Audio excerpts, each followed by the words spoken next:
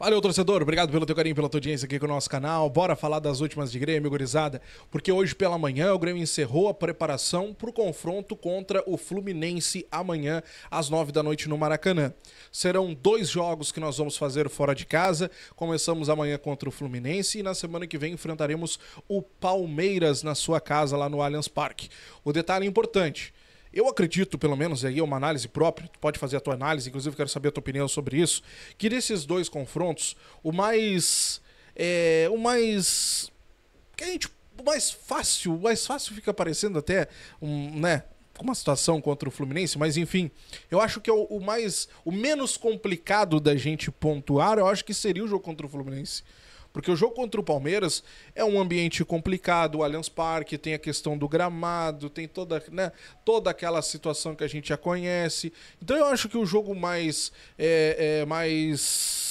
menos complicado, vamos colocar assim para não se complicar, o menos complicado para a gente conseguir 1 ponto aí, 2 pontos, 3 pontos no caso, é contra o Fluminense.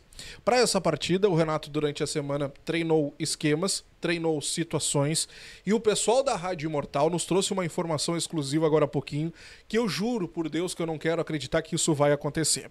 Mas a informação da Rádio Imortal é que o Renato testou o mesmo time que enfrentou que jogou contra o Fluminense na Libertadores. Um time sem meias. Um time em que não teríamos Monsalve e que não teríamos Cristaldo. Gente, assim, ó, é um erro, né? Errar uma vez é humano, 2 vezes é burrice. Eu não quero acreditar que o Renato vai fazer isso. Eu não quero acreditar que o Renato vai colocar um time assim contra o Fluminense, numa sequência de 2 jogos complicados, em que o jogo contra o Fluminense seria o menos complicado para nós pontuarmos. Não quero acreditar nisso. A ideia durante a semana, que a gente já vinha conversando aqui e o que repercutia nos bastidores, é que o Grêmio jogaria com uma equipe mais defensiva, não tão oba-oba como foi contra o Atlético Goianiense, até porque o Grêmio tem sim os seus limites defensivos, ainda mais fora de casa. E, claro, o time do Atlético Goianiense é um time bem mais inferior do que o Fluminense. E aí a gente ainda tem os números, né, do saldo de gols deles lá, que eles estão tomando gol pra caramba nesse campeonato. E aí o Grêmio jogando em casa, contra o Lanterna, tinha que vencer. Claro que jogava o time pra frente. Agora, a tendência de time aí, mudanças para esse jogo contra o Fluminense. Possibilidades de Aravena deixar o time para a volta do Edenilson, que aí o Edenilson fecharia como um volante, um terceiro volante, o Soteldo puxando pela esquerda, o PP saindo para a entrada do Dodge. Isso é dado como certo nos bastidores, embora não dê para cravar, porque o Dodge ficou de fora do confronto contra o Atlético Goianiense porque ele estava suspenso. Então há uma forte tendência assim que o Dodge volte a ser o titular ao lado do Vidia Sante. E, claro, a sequência da dupla Rodrigo Eli e Gemerson na nossa zaga, até porque o Kahneman não treinou mais uma vez hoje pela manhã com bola e o Kahneman está fora do jogo de amanhã. Então, essa repetição de dupla, no caso Gemerson e Rodrigo Eli, isso significaria que o Grêmio jogaria, no caso, apenas o 4º jogo consecutivo repetindo a mesma dupla de zaga nesse Campeonato Brasileiro. Imagina, o 4º jogo recém que a gente conseguiria repetir a dupla de zaga. Diogo, esse é o motivo do Grêmio estar tomando gol à reveria? Não é o principal motivo, mas ele diz muito sobre a nossa situação. Vamos combinar. Até o momento, Gustavo Martins e Kahneman atuaram durante 6 jogos. Rodrigo Eli e Kahneman, 5 jogos. Rodrigo Eli e Gemerson, 4 jogos. Jeromel e Gustavo Martins, 4 jogos. Gustavo Martins e Natan, 3 jogos. Rodrigo Eli e Natan, 2 jogos. Rodrigo Eli e Gustavo Martins, 2 jogos. Rodrigo Eli e Jeromel, 1 jogo. Rodrigo Caio e Gemerson, 1 jogo. Rodrigo Caio e Gustavo Martins, 1 jogo. E ainda tivemos um jogo que atuamos com um trio. Rodrigo Eli, Gemerson e Kahneman. 2 jogos, aliás, nós tivemos esse trio atuando juntos. Mas todos eles não foram em sequência. Em sequência aconteceria agora, no caso, Rodrigo Eli e Gemerson atuando pela 4ª vez. Isso diz muito sobre a nossa situação. Diz muito. Nós temos um problema tático que acaba desfavorecendo muito o nosso sistema defensivo, mas não ter uma sequência, não ter um entrosamento a cada jogo, também acaba prejudicando o nosso sistema defensivo, ainda a contar pelo nosso lado esquerdo, que é uma peneira, né?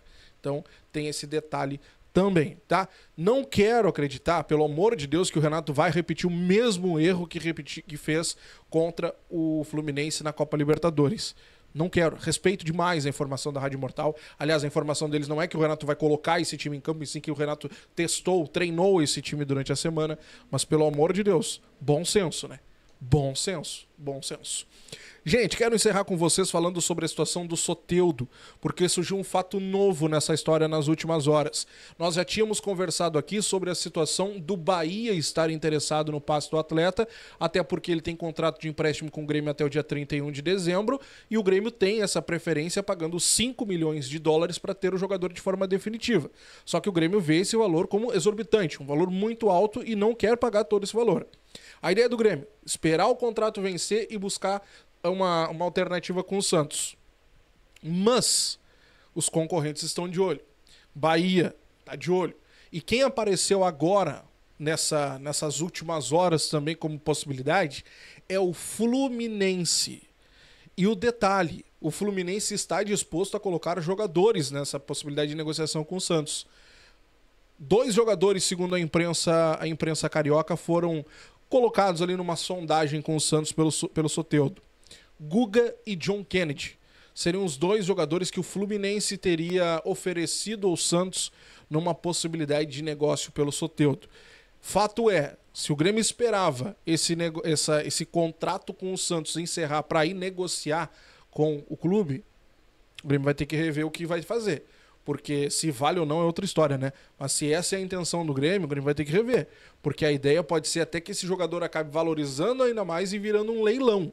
Porque não é só o Grêmio que está interessado no passe do Soteldo. E ainda mais tendo o Bahia, que coloca dinheiro, né? Tendo o Grupo City como um dos seus investidores. Então vamos esperar, vamos ver o que vai acontecer. Mas o fato é que essa situação toda, ela está se tornando num filme de terror pro Grêmio, né? Porque cada vez mais vai inflacionando esse negócio. E aí tem várias outras situações que eu acho que o Grêmio deveria ver também. A situação do Renato ficar ou não ficar, a tendência é que ele não fique, inclusive a última informação é que ele até conversou com alguns jogadores e já disse que não fica, né? Tem outras situações também, como ver a própria vontade do jogador. O Renato disse na semana passada que o Soteldo dá trabalho pra caramba durante a semana e que ele consegue conduzir o Soteldo. Tem que ver se o Grêmio vai querer ficar com esse jogador problemático, sendo que é só o Renato quem consegue controlar. Mas aí é uma situação de avaliação interna que o Grêmio vai ter que fazer e ver até onde esse negócio vale a pena, tá? E tu, compraria o Soteldo por 5 milhões? Esperaria, negociaria, não contrataria? Acho que só o Renato pode dar jeito nele. Se o Renato não ficar, não contrata. Quero saber a tua opinião sobre isso. Um Grêmio sem meias? Não me cheira bem essa história aí, não. Comenta aqui embaixo. Grande abraço, até a próxima. Tchau.